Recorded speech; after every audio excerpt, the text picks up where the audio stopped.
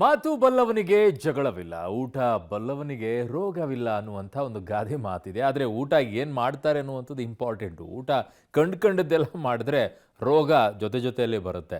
ಗೋಬಿ ಆಯಿತು, ಈಗ ಶವರ್ಮಾ ಅಂತೆ, ಅದರಲ್ಲಿ ಹೆಸರಲ್ಲೇ ಶವ ಬಂದುಬಿಟ್ಟಿದೆ. ಏನು ಮಾಡ್ತೀರಾ? ಅದು ಹಾನಿಕಾರಕ.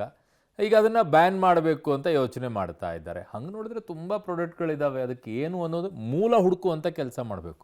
ಹಿಂಗೆ ಮೇಲ್ಮೇಲೆ ಮಾಡಿದ್ರಲ್ಲ, ಏನಿದೆ, ಯಾತಕ್ಕೋಸ್ಕರ ಇದನ್ನು ಬ್ಯಾನ್ ಮಾಡ್ತಾ ಇದ್ದಾರೆ ನೋಡಿ. ಶವರ್ಮಾ ರೋಲ್ ಪ್ರಿಯರಿಗೆ ಬಿಗ್ ಶಾಕ್.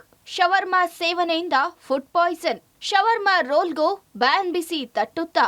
ಮಾತು ಬಲ್ಲವನಿಗೆ ಜಗಳವಿಲ್ಲ, ಊಟ ಬಲ್ಲವನಿಗೆ ರೋಗವಿಲ್ಲ ಅನ್ನೋ ಗಾದೆ ಮಾತು ಇವತ್ತಿನ ಫುಡ್ ಸ್ಟೈಲ್ಗೆ ಬಹಳ ಹೋಲಿಕೆಯಾಗ್ತಿದೆ.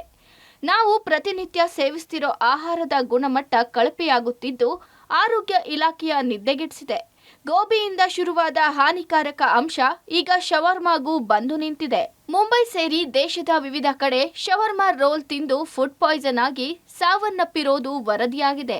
ಹೀಗಾಗಿ ರಾಜಧಾನಿ ಬೆಂಗಳೂರಲ್ಲಿ ಆಹಾರ ಸುರಕ್ಷತೆ ಮತ್ತು ಗುಣಮಟ್ಟ ಇಲಾಖೆ ಶವರ್ಮಾ ರೋಲ್ಗಳನ್ನು 17 ಮಾದರಿಗಳನ್ನು ಸಂಗ್ರಹಿಸಿ ತಪಾಸಣೆಗೆ ಒಳಪಡಿಸಿದಾಗ 9 ಮಾದರಿಗಳು ಸುರಕ್ಷಿತವಾಗಿರೋದು ಕಂಡುಬಂದಿದೆ. ಉಳಿದ 8 ಮಾದರಿಗಳಲ್ಲಿ ಬ್ಯಾಕ್ಟೀರಿಯಾ ಮತ್ತು ಈಸ್ಟ್ ಕಂಡುಬಂದಿದೆ. ಇದನ್ನ ಗಂಭೀರವಾಗಿ ಪರಿಗಣಿಸಿರೋ ಸರ್ಕಾರ ಇಂತಹ ಕಳಪೆ ಗುಣಮಟ್ಟದ ಶವರ್ಮಾ ನೀಡ್ತಿರೋ ಹೋಟೆಲ್ಗಳಿಗೆ ನೋಟಿಸ್ ನೀಡಿದೆ. ಜೊತೆಗೆ ಎಲ್ಲಿ ಶವರ್ಮಾ ಮಾಡ್ತಾರೋ ಅಂತಹ ಹೋಟೆಲ್ನವರು ಸುರಕ್ಷತೆ ಮತ್ತು ಶುಚಿತ್ವದ ಜೊತೆಗೆ ಡೈಲಿ ಫ್ರೆಶ್ ಶವರ್ಮಾ ನೀಡುವಂತೆ ಸೂಚಿಸಿದೆ. ಒಂದು ವೇಳೆ ಶವರ್ಮಾದಲ್ಲೂ ರೋಗಕಾರಕ ಕಂಡು ಬಂದ್ರೆ ಬ್ಯಾನ್ ಮಾಡೋ ಚಿಂತನೆಯನ್ನ ಸರ್ಕಾರ ನಡೆಸಿದೆ. ಗೋಬಿ, ಕಬಾಬ್, ಕಾಟನ್ ಕ್ಯಾಂಡಿ ಬಳಿಕ ಪಾನಿಪೂರಿಗೂ ಶಾಕ್. ಪಾನಿಪೂರಿಗೆ ಬಳಸೋ ಕೆಮಿಕಲ್ ಬ್ಯಾನ್ ಆಗುತ್ತಾ? ಪಾನಿಪೂರಿಯಲ್ಲಿ ಬಳಸುವ ಕೆಮಿಕಲ್ನಲ್ಲಿ ಕ್ಯಾನ್ಸರ್ ಅಂಶ ಇರೋದನ್ನ ಆಹಾರ ಸುರಕ್ಷತೆ ಮತ್ತು ಗುಣಮಟ್ಟ ಇಲಾಖೆ ಪತ್ತೆ ಹಚ್ಚಿತ್ತು. ಪಾನಿಪೂರಿ ಸ್ಯಾಂಪಲ್ ಟೆಸ್ಟ್ ವರದಿ ಆರೋಗ್ಯ ಇಲಾಖೆ ಕೈ ಸೇರಿದ ಬೆನ್ನಲ್ಲೇ ಕ್ರಮಕ್ಕೆ ಆರೋಗ್ಯ ಇಲಾಖೆ ಮುಂದಾಗಿದೆ. ನಾಳೆ ಪಾನಿಪೂರಿಗೆ ಬಳಸೋ ಕೆಮಿಕಲ್ ಬ್ಯಾನ್ಗೆ ಆದೇಶ ನೀಡುವ ಸಾಧ್ಯತೆ ಇದೆ. ರಿಪೋರ್ಟ್ ಬಂದಿದೆ.